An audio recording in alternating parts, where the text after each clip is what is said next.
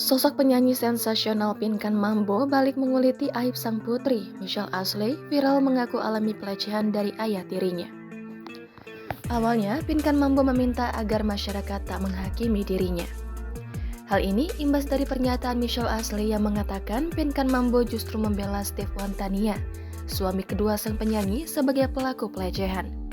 Di sisi lain, Pinkan Mambo menegaskan dirinya telah membela Michelle Ashley.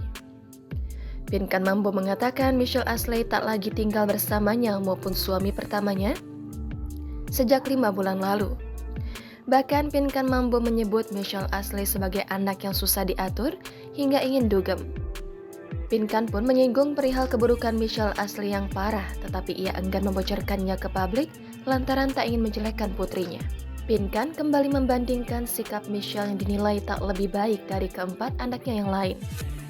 Tak hanya itu, wanita berusia 42 tahun tersebut juga mengaku putrinya sempat ingin bekerja menjadi pelayan restoran hingga buka usaha.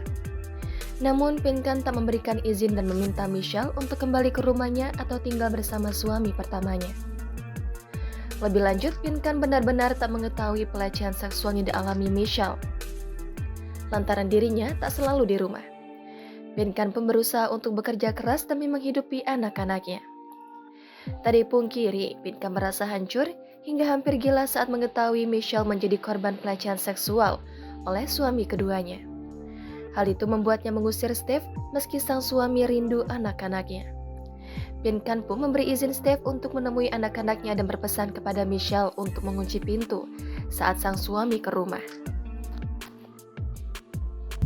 Michelle ini satu-satunya anak yang karakternya sangat berbeda dengan empat yang lainnya. Empat yang lainnya ini sangat sayang banget sama saya.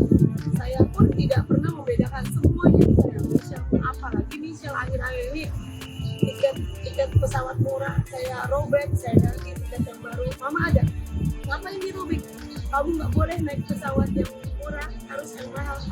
Emang mami punya? Udah nggak usah tahu mami punya. Itulah air mata ibu.